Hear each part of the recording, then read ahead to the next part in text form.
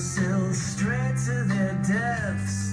And try as I could never catch them. We're different people there. You're live, Francis. Hey, everybody. Wait. We're live on Talk Recovery Radio. Hi, Darren.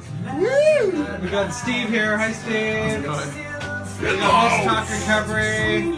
And where am I? Hi, everyone. Giuseppe here. Oh, we lost our drape. Francis, can you fix that? Okay, we're live now, Darren. Okay. Microphone's going on. We're live, Darren.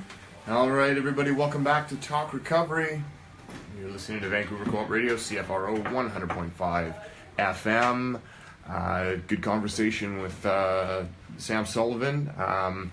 It's good to kind of find out and get a feel as to what the politicians, that are looking to get a seat somewhere, or the amount of knowledge they have. And I feel like we did a service today, informing with the news of what's going on in the addictions and recovery. So we're back in studio. We're live. Thanks for listening and watching on Facebook Live.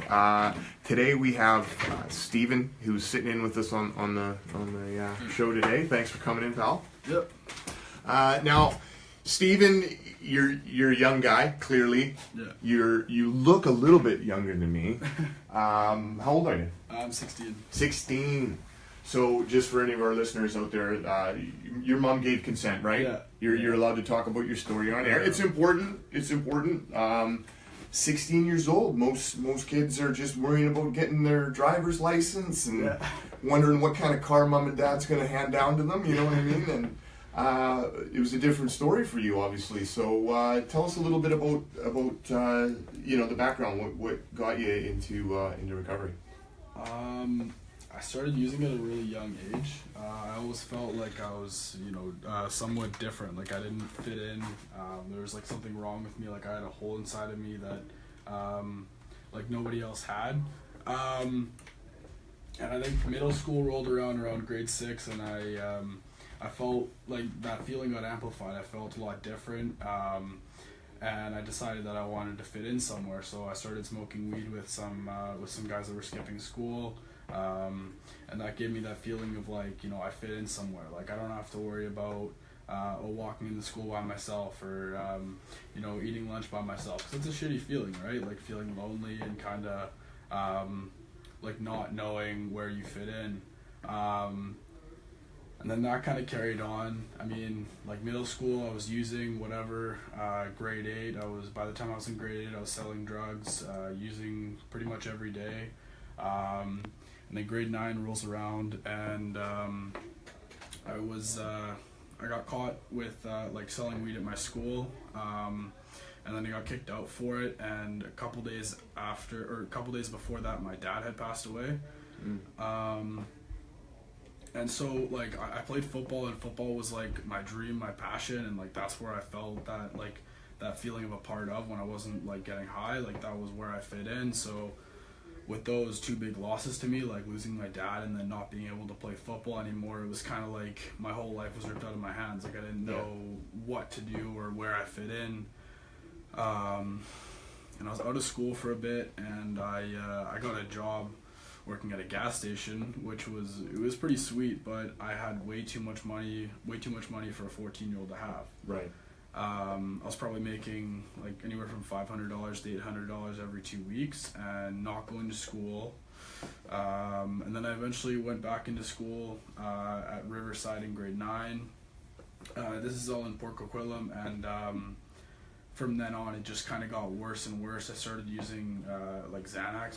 Some of my friends got me into that, and then I remember the first time I took one, like all of those feelings of like loneliness and like the low self-esteem, like the low self-worth, they all went away. Didn't have to worry about anything. I was on top of the world.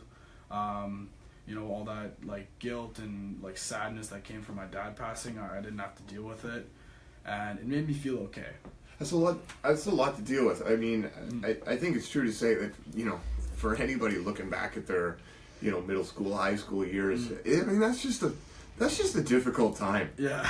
You know, and to add, you know, loss on top of that, you know, it sort of becomes the recipe for someone who may become vulnerable to addictions later on. Now, and I've heard, and I felt the same way, sort of, you know, not knowing exactly where to fit in, and sort of the beginning substances that people have on hand that aren't gonna kill you, and, you know, people aren't dropping dead from it. They you know, for a 14-year-old, they must be safe, you know, kind of thing. That was a huge part for me, was I thought, like, you know, oh, it's just weed. Like, my parents were telling me, like, oh, you know, like, you know, you're gonna, you know, it's gonna get bad. Like, you're already skipping school. You're already lying to us, stealing from us. And I thought it was just whatever. Like, I'm just doing what I want to get high. And now that I look back on it, I was practicing these behaviors of, like, lying, stealing, cheating, manipulating from a really young age, probably like 8 to 10 before I even got high for the first time. And like, that just carried on, and it's progressive, right? And I didn't realize it until, like, I went to detox for my first time around this time last year in December. Went for a day, and then left because I couldn't smoke. And then I went, and then the second time I actually went into detox was this time when I got clean. I was actually out. I had no intentions of stopping using. I was out using with a homeless guy that I just met off on the street. It was pretty, I don't know, it was pretty ridiculous. And we were using, and he had the drugs, and every time we would use, I would go, like, I want more right away. Like, there was no stopping, and he was like, you know, like, I think you should probably go to treatment and get clean or something. And I was at this point where I would literally do anything for drugs. So I said, you know what, like, sure, like, just keep giving me drugs for tonight, and I'll go to detox tomorrow. And at this point, I was still no intentions of stopping using, so I smoked, like, I took drugs into detox with me and got high on my first day in there. And then I went to a different treatment center because the day before I went into detox, there were people looking for me that I owed quite a bit of money to that were banging my mom's door. So I go to detox in Vancouver, and I call my mom, asked to come home, and she says, no, you have to go to treatment, or, you know, you can't come home. Like, you gotta find somewhere else to live. It's not okay here anymore. And I think that was the first part of, like, humility. That, okay, I do have a problem. Like, I need to do something about this. Yeah. And I wasn't sure if I was at the point where it's like, I'm ready to go to treatment, but I knew that I at least wanted to, like, stop using, because I could see, like, that things have just gotten worse. Like, I had stole money from my job, got suspended from my job, pretty much fired, lost the football, lost the girl, lost everything. Like, everything in my life had turned to shit, and I just felt terrible about myself. I remember thinking one day, like, I'm just, like, selling myself to addiction. Like, everything I had a value was gone. Yeah. I sold a tablet of my dad's who had passed away for some drugs, and I at that point I realized, like, fuck, like, I would do anything to get high. Well, will you apologize for the swearing? Oh yeah. Sorry, Mom. So, you know, it definitely a difficult start, right?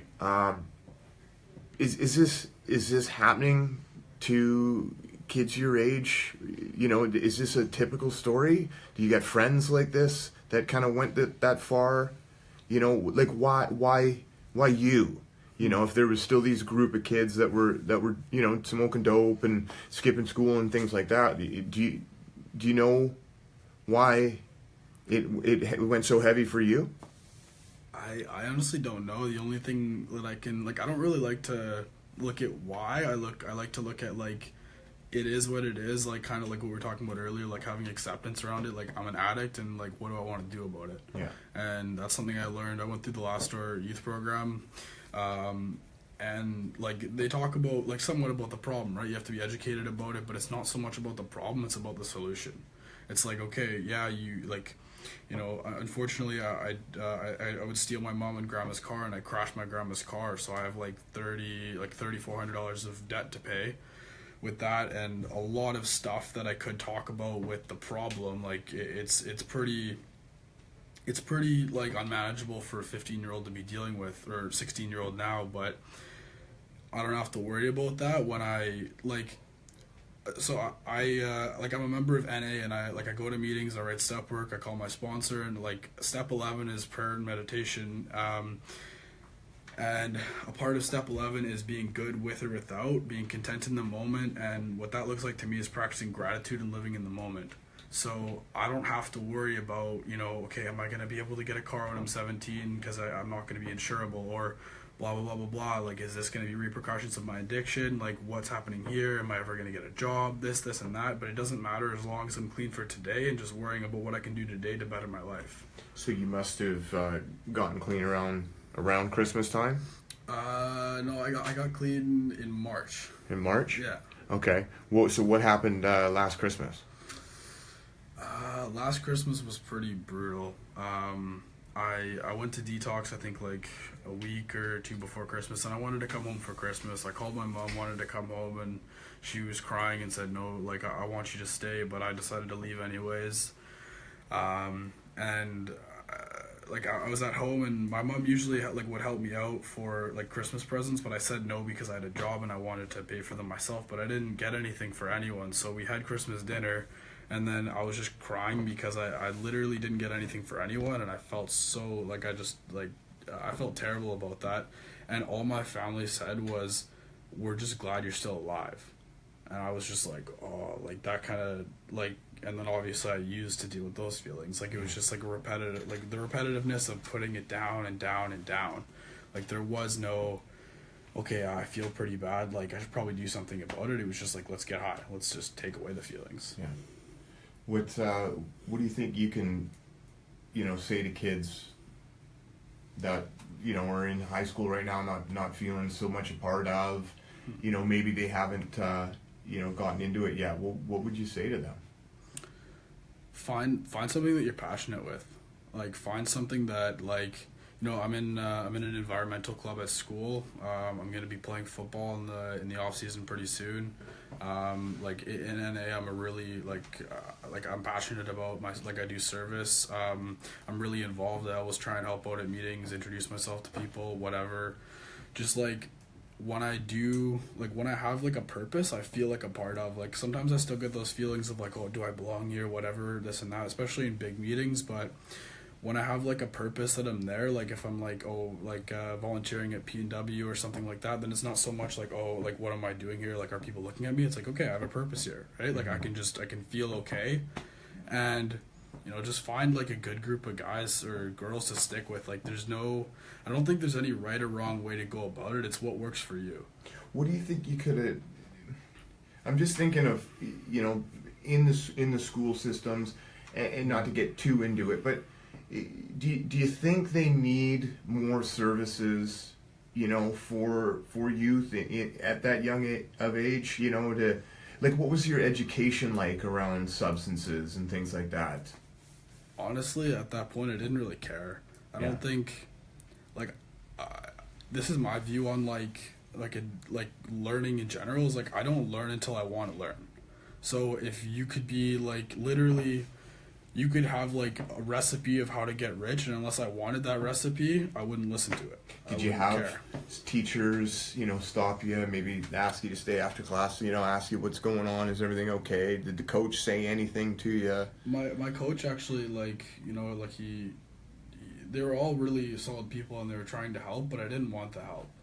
So, and I think until I actually decided that I should give this a shot and that I maybe do need the help, then I started to actually grow and kind of absorb the knowledge. But I didn't care about it before, really.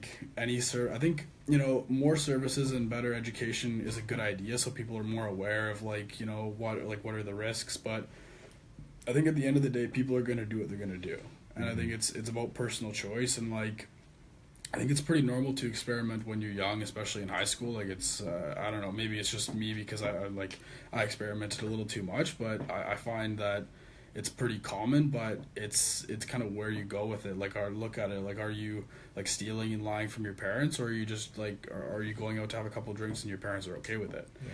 So many attitudes and behaviors and how we view our parents are sort of built at that age, and if there's things going on and you got folks that are sort of intervening and prying and trying to meddle and do all that, it can build some pretty heavy attitudes. And I see a lot of conflict and grief with youth you know, struggling to be responsible and whatnot, and their parents, you know, especially when they're, you know, at the time you've been forced to go get help and to, you know, do something about the problem, and you just want to keep going and doing your own thing. Looking back, you know, in the place where you are now, was it essential that your folks shut the door? You know, like, this is important. I mean, so many parents struggle with, you know, their young children if they're getting sort of, you know, carried away. How to do it, you know, the tough love approach, or, you know, because then the consequences of you being on the street, you know, then they have to live with, you know, if something happens there, and it's a struggle. So what's your message there? At the time, I was pretty, like, upset or mad about not being able to, like, go back home, but I think that was the best thing that ever happened to me. Like, with my mom saying you can't come home, if I didn't have that, I probably wouldn't be clean today. I don't even know if I'd be alive today. Like, I'm like 220 pounds down. This is a normal weight for me, and I was like 150 pounds this time at Christmas last year. I was looking at some photos, and like I looked like a skeleton. Like I'm lucky to be alive, and I don't know, like, and 9 months later from where I got clean, I don't know if I'd still be alive. I don't know, I didn't really have a reason to live anymore, right? Like, it was pretty brutal, and I think at the time, like, I was like, oh, like, well, I was really entitled, so I was like, what do you mean? Like, it's my house, why can't I come there? But, like, and that's the insanity. Newsflash, like, it's not your house. Yeah, but that was the best thing that ever happened to me. And I know it was really hard for my mom to do, and, but without that, like, there's no way I would be where I am. Well, props to Mom, very brave. I don't think there's ever been, I've been asked by many parents, what should I do? I don't think there is this one right way. I mean, it's very individual. It's, you know what the family system and dynamics are like. But, you know, I guess leave me with this. Like what's it like for a 16-year-old to sort of agree to abstinence, not using, you know, something that, you know, was at one point so important and was more important than football and school and relationships and family. You know, what is it? What is it that's now so important that you can agree to that? It's how good it's gotten. Like, I don't stay clean because of how bad it was. Like, I'll never, like, when I'm high, like, I don't care about consequences. Like, it doesn't matter to me. Like, I would just push away the fact that, like, after my dad passed away, I went into his house and, like, broke in there and stole everything of value so I could get high. Like, I'll push that away and not care for, like, about anyone but myself. Not even about myself, just care about getting high, really. But, like, the fact that, you know, I can go spend time with my brother and my mom and, like, actually enjoy that time and not have to worry about, like, oh, like, can I get $20 from them, or can I get high after this, or, you know, why can't they just, like, shut up so I can go get high, or, like, stop nagging me, mama, I don't want to do the dishes, like, it doesn't matter. And I think it's just, like, why would I go back? Like, I know it's so insane, and, like, with how good things have gotten, and it was really bad for me where I was, but it can always get worse. But I think, like, why I stay clean today is, like, I try and look at it from a perspective of gratitude, right? Like 8.5, 9 months ago, like, my problems were pretty severe, but today it's like, okay, like if my worst problem today is being, like, a tiny bit overweight, my life's pretty good, like ridiculously good. And I have dreams today, right? Like, I'm going to school to be a pilot, or, like, I'm hopefully going to be a pilot or go to business school. Like, I can do whatever I want, and that's why I stay clean. Man, I mean, that's awesome to hear. That's really amazing. You know, especially knowing, because, you know, when we're growing up, we're dealing with life the best we know how for ourselves, and we don't think of, you know, how brothers dealing with it, how mothers dealing with it. So, you know, to hear you're back, you know, thinking of your family, puts a smile on my face. And thanks for coming in, Stephen, sharing your story. Hey, perspective from a youth that's clearly not just had a couple of bad days, and I really we all appreciate you coming in and sharing your story, and thanks to Mom for allowing it to happen and carrying this message to any parents out there struggling. Can I ask one quick question? Love you, Mom. What's your Christmas gift to your mom on Christmas Day? Well, I'm gonna get her a Starbucks mug, but when I asked her and I asked my brother, they said, I just want you to be clean and give me a hug. Oh, wait, Mom didn't hear that, so. All right, thanks for listening. You're listening to Talk Recovery and Co-op Radio, CFRO 100.5 FM. We'll let it go with Let Love Rule, Lenny Kravitz. Bye. Thanks for joining.